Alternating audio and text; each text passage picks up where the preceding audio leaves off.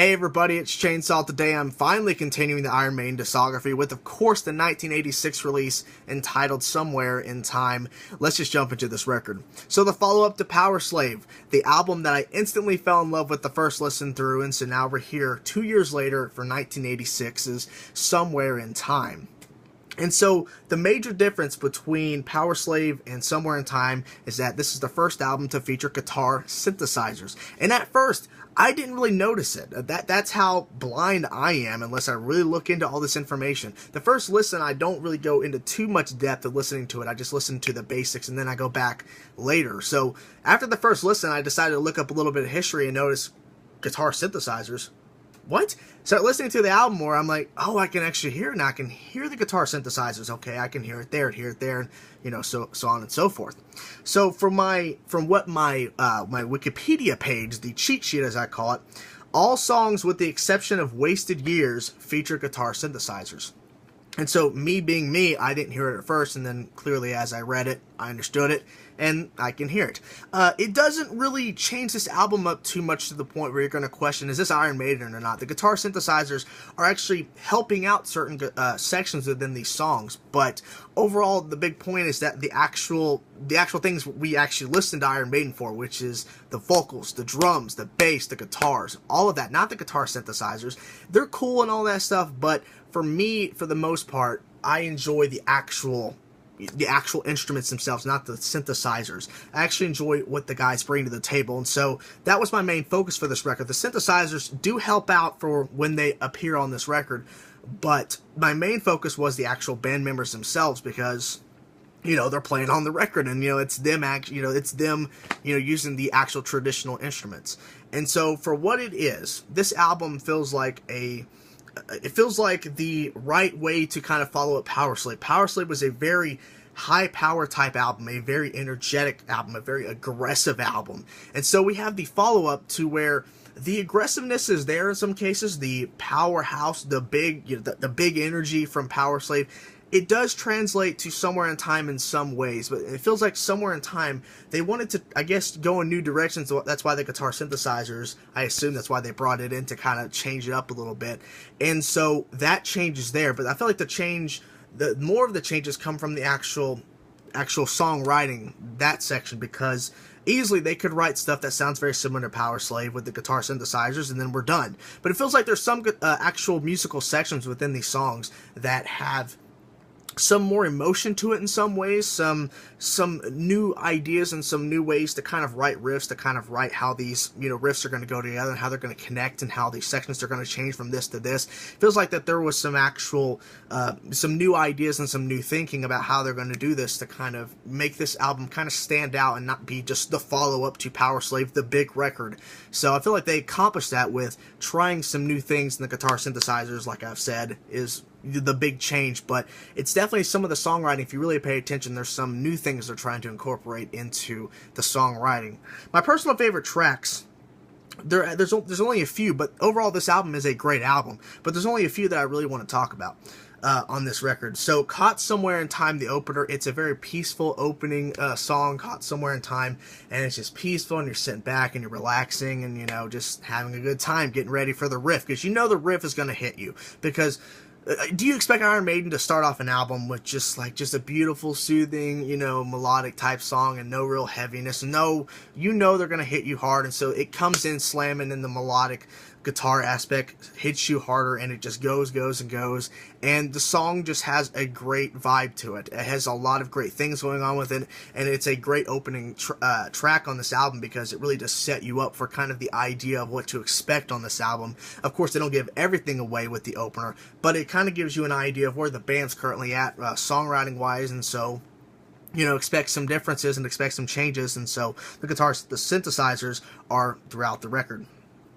So, Sea of Madness, I love the opener. I love the opening of this song. It's different in a way. It sounds a little bit off the beaten path of what Iron Maiden, how they kind of start off a song. I've not really heard this kind of intro before, but it was very cool to listen to, and the song overall is a great track. But the intro really caught my eye and really caught my attention to kind of bring that up. Heaven Can Wait. The reason why I love this song so much is, well, the guitars, you know, all that stuff's really good, but it's Bruce Dickinson's vocal performance, especially on the chorus. His performance on the chorus for Heaven Can Wait is just... the power behind his vocals on that chorus is just amazing. I mean, the guy in general, his vocal performances are, you know, just outstanding in general. But Heaven Can Wait, there was something just extra special. I think it was the notes he picked to sing and the lyrical content that he was singing. I think that the two factors really just came together and combined. And once again, that performance really pulled through. And so the chorus was definitely a very, very good high point. And I want to mention this song just because of the fact that the title is just ridiculously long. The loneliness of the long distance runner. I read that when I was listening to it for the first time. I'm like, man, like how many more words can they add into that song? I mean, it's just like a huge long song just for the name, and it's just ridiculous. I mean, it's just, why would they name it that long? I don't know, but it was a good song overall. But like, why? Like, just throw in more words. Just make it like 30 words long, I guess. You know, it's crazy. Stranger in a Strange Land is definitely a good song. I love that song. It's got some cool riffs in it, some cool ideas into it. I like the melodic guitars. Once again, it's, you know, a thing we all love, but it's definitely something that I really paid attention to. It was great. Deja-Vu, another great song. It's clocks in at 4 minutes and 56 seconds. Pretty short throughout this record, but it is definitely a very powerful song. It's got a lot of great things going on with it in it.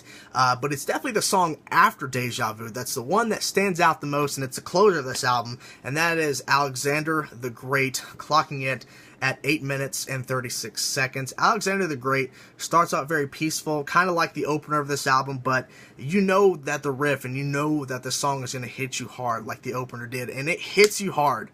Alexander the Great definitely has a very epic type vibe to it. Of course, it's the ending track, but I think what really pulls it off and what really makes it a successful ending track is, of course, the musicianship and the songwriting. But Bruce Dickinson once again pulls it through, and I feel like Bruce Dickinson is doing a mighty job here. He's doing a lot of great things here. The notes he's hitting, the lyrical content, his performance, and I think with that and with the rest of the band to kind of come together to write another log song to kind of end this album on a high note, that it all worked together. I feel like Alexander the Great is the song to close this album. Thinking about it, I wouldn't pick another song off this album to kind of close the record. Alexander the Great is the closer of the album for a reason. The other songs, they have their purpose and they're kind of setting you up and they're kind of leading you along. But Alexander the Great is definitely the closer with just the riffs. The riffs are so good on that song. It's definitely one of my favorite tracks so far from Iron Maiden in general. Let's go to the actual guys themselves, the actual band members. Let's get to that out of the way. Wait, scroll through here. Bruce Dickinson on vocals. I say it in every review so far that he's been involved on the record, so, you know, here it is once again. You can say I'm repeating myself, but it's the truth.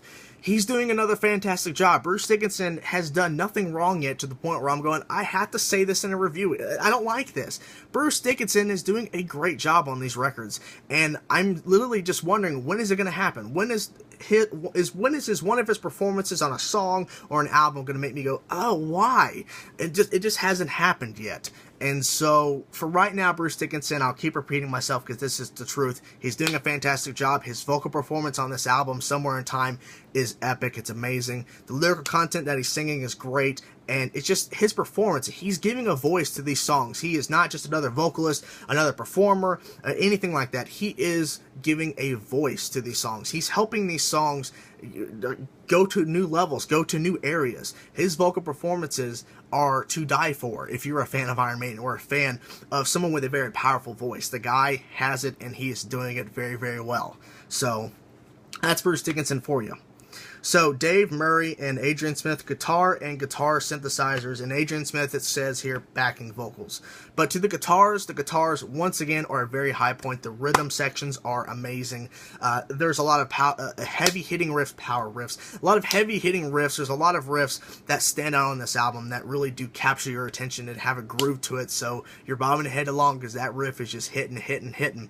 The guitar melodies, I feel like that they're getting more complex in some sections. They're really trying to like throw in a lot of notes and try to make these guitar melodies stand out and have more of a emotion to it in some areas, and then more of just like shredding and trying to get more crazy and hectic. And so that's definitely an eye-opener for me, seeing how they're trying to add some more technicality to the guitar melodies. The guitar solos are once again shreddy, in your face.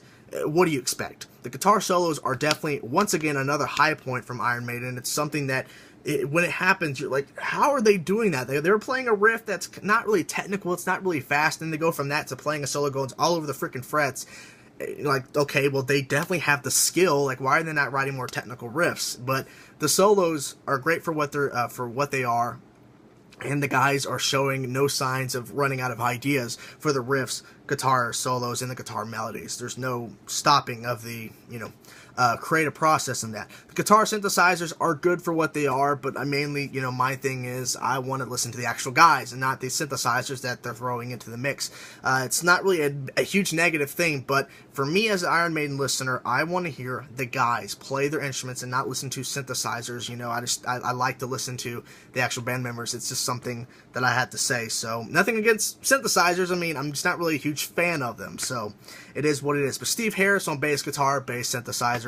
But his playing, once again, it's great. His bass guitar is so damn loud in the mix, but that's not negative because it's not too loud to the point where you can't hear anything else, and everything else is muddled away while his bass is he is playing great. Anytime that he plays anything slightly different, it's so obvious and you can hear it.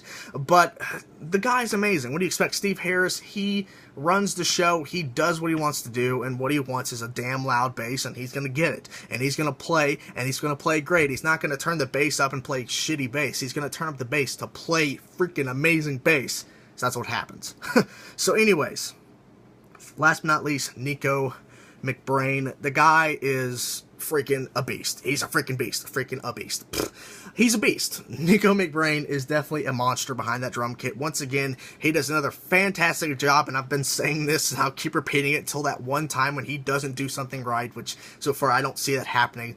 But Nicko is doing a fantastic job. His drum, he's just doing a lot of great things on the drum kit. I don't know what to really say without, going off the beaten path and just making crap up, because he is doing a fantastic job, and all of the guys have. I mean, Nicko is just, he's a monster. What else do you expect? Do you expect me to say he's crap? He's not crap. He is the opposite of crap. So, yeah, the production on this album, I've been saying that all of it sounds good. It sounds great. There's no problems with the production at all. So, there's that. In conclusion, in the verdict, is that basically the ending of this review is simply, Somewhere in Time is amazing. It's a great follow-up to Powerslave. It's an album you need to go listen to, like, right now, if you have not heard it. If you have not heard it, come on, go listen to it. Go enjoy it. Go love it. Whatever. Anyways, so the verdict for this album, you'd expect I would say a 10 out of 10. Well, with the synthesizers, I'm not really a fan of, and the fact that, I am in love with Powerslave, and, I feel like that this album definitely hit some marks and definitely hit points that I wanted them to hit. This album doesn't necessarily fall short, but I would rather pick Powerslave over it. So for the final verdict, a 9 out of 10. It's definitely worth a 9 out of 10. The guitar synthesizers and the bass synthesizers, like I've been saying, not really necessarily a huge fan of, but it's not going to throw my score all the way down to 0 or something like that. No, but for me, 9 out of 10 is a good rating for this album. Go get it. Go listen to it. Go love it.